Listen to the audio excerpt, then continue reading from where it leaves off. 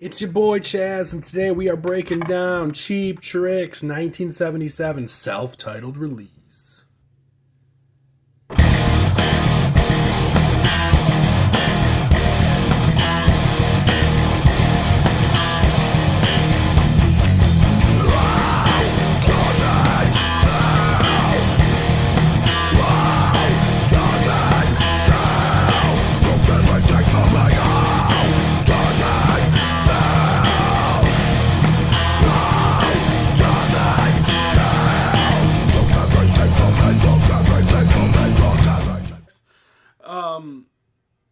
I really don't have ones to pick out here. You know what? We're gonna save the music for the end. I just decided because I don't really. I'm just trying to like rearrange my videos. I have a feeling like maybe I put the music early and some of you guys drop out or whatever. We're trying just a different way of doing it today. So, Cheap Trick is the debut studio album by the American rock band Cheap Trick, released in 1977. It was released under Epic Records and produced by Jack Douglas, a frequent collaborator of the band. The album did not reach the Billboard 200 chart, but did bubble under at number 207 for 1 week in April of 1977. So this album was released February 3rd, 1977. Their next album, In Color, was released September of 1977. And that's interesting because that's, 7 months apart, right? But that's how bands were doing it in the 70s. Most of the songs have a more raw sound akin to hard rock bands of the period compared to the group's later, more polished power pop style. And the song lyrics deal with an extreme subject matter rather than later albums. For instance, the ballad of TV Violence, I'm Not the Only One, is about serial killer Richard Speck. Daddy Should Have Stayed in High School is about a febophile, and Oh Candy is about a photographer friend of the band, Marshall Mintz, who committed suicide. So you got songs about fibophiles, which I believe is like pedophiles, and then you got songs of oh god, I better not get canceled for saying that word. Then you got songs about suicide and songs about serial killers. So interesting about this album is a lot of people have always said that Kiss is very similar to Cheap Trick. And I always found that weird. I can never get this back up when I'm sitting down. I always found that weird that people would say that. Okay, it's just not happening today.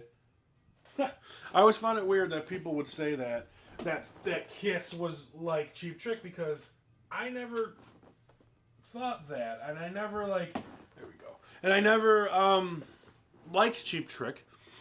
You know, I knew the hits, and as time went on, I grew to like the hits. You know, I Want You to Want Me, Surrender, The Flame, all that kind of stuff. So like, actually, when this popped up, at first I was like, okay, so this is the debut album, and I'm not too familiar with it, and then you know, a lot of people say it's like Kiss, and maybe I'll enjoy it more. And I don't know. I didn't really like it that much, to be honest. And I'm not saying it's like trash or garbage or anything like that. It's just kind of boring to me. And that was a little harder than I expected, I guess. It had some elements that, like, I was like, okay, that's Cheap Trick. That's different. I mean, it's some like punky or not punky, like garage rocky stuff. I just think that this is a band for me that is about the power pop stuff, and I do like the power pop stuff in general. And I think that's why it was hard for me to dig this album. Hello Kitties is kind of like garage rocky, and it's kind of cool. Daddy Should Have Stayed in High School. That's just a weird song. And Taxman Mr. Thief I kind of liked, I guess. Cry Cry, I don't even remember it. I listened to this album like 5 times. And Oh Candy, again, I don't even remember it. I listened to this album like 5 times. So it kind of shows how this affected me, I guess. Like, not affected me, but like the music didn't necessarily grab me. and opposed to the second side, Hot Love, Speak Now, Forever Hold Your Peace. They're okay. They're all right. He's a Whore. I did kind of like that song, and I think that was actually one that I knew. I won't say a hit, and then Monticello, and then the Ballad of TV Violence. So, I just think that this album isn't for me. That's all. I don't really like it. I might not even put the music in here just because I keep getting hit with copyrights and like it's annoying. And I'm not making any money off this channel, obviously, but if by some chance I ever do, I don't want to lose that. But if you guys checked it out and listened to it too, I want to know what your thoughts are because I don't know. It was just a very bland album for me, and it was a very bland album for people in general. It didn't sell that much. It didn't reach the Billboard charts. Nobody talks about it. I don't believe they play any of these songs live. Maybe He's a Whore. I just think that it's kind of meh, right? And even below meh, I guess. So I guess my rating on this album, scale of 1 to 10, is easily the lowest one we've done yet. This is probably a 2, honestly. I mean, it's not like trash garbage, but I just don't like it. And I'm allowed that. And if you like it, tell me where I'm wrong. Tell me what I'm thinking or what I'm saying wrong. You know, I will put a couple of things of music in here. I'll put in, 3 clips, not very long clips, because again, I'm trying to cut down on this copyright stuff. And, this is a learning experience. This is the 13th episode, so we're learning. I don't want to get hit with too much copyright stuff moving forward. You guys are obviously on YouTube. You know how to search out the songs if you need to, but I will put a little bit on there. And, so I guess we're going to go with, I'll put in Hello Kitties. I'll put in Taxman, Mr. Taxman, whatever it was, and I'll put in He's a Whore. A little bit of each.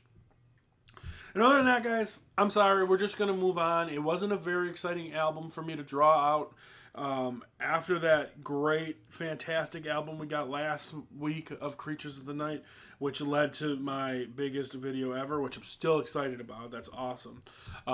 This one was kind of a downer for me, personally. And if you like it, hey, awesome. I don't judge. You like what you like. I like what I like. This is a nice, this is a community about learning and growing and finding stuff. And if you like it, tell me why. Tell me what I'm missing. Tell me to go focus on a certain part of a certain song that I'm missing and why I'm wrong and like that. Again, I'm not saying this is garbage. It's not garbage. I'm not, I'll probably get heat for this. I'm not a big Beatles fan.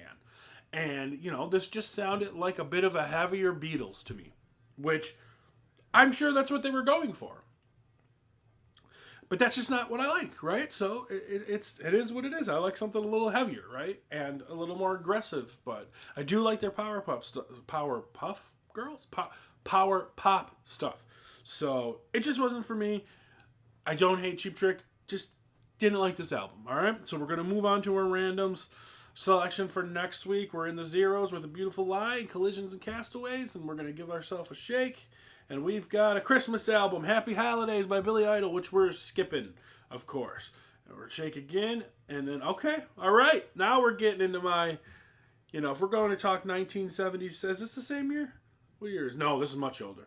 This is 1972. We got Volume 4 by Black Sabbath. Volume 4 by Black Sabbath is the, oh my God, Adam Schefter is tweeting here, guys. Adam Schefter, Volume 4 by Black Sabbath is the record of the week, made famous. The famous song on here for sure is Changes, but it has Wheels of Confusion, Tomorrow's Dream, Changes, FX, Supernaut, Snowblind, Cornucopia, Laguna Sunrise, Saint Vitreous Dance, and Under the Sun. And what's interesting about this album, for me, is I always wasn't a big fan of this album when I was growing up, and it was kind of just because of the song Changes, and just because it was slower, and I was like, oh, I'm heavy metal, I'm Black Sabbath, blah, right? So I never really listened to this one too much, so this is going to be a new discovery for me. My favorite Sabbath album was the one just before this, Masters of Reality. So the fact that I never gave this one a chance, this is going to be a new discovery for me. So I guess, I know 4 or 5 of the songs, but the deep tracks. And that's what this is all about. So you guys got your homework. Volume 4 by Black Sabbath. Start listening today. We will be here next week for review this, and I'm a little more excited now because Cheap Trick dragged me down. Sorry guys, sorry Cheap Trick, sorry bros. Again, I might put the music in. I keep changing my mind on it. I don't know. I'm also not excited to show it to you guys and you hit a copyright strike and all that stuff, but there'll be something somewhere in here. Maybe at the beginning, or we'll figure it out. But Black Sabbath, a lot more excited for, a lot more my type, my style. And we will see you next week for Chazz's record review. And until then, guys, peace.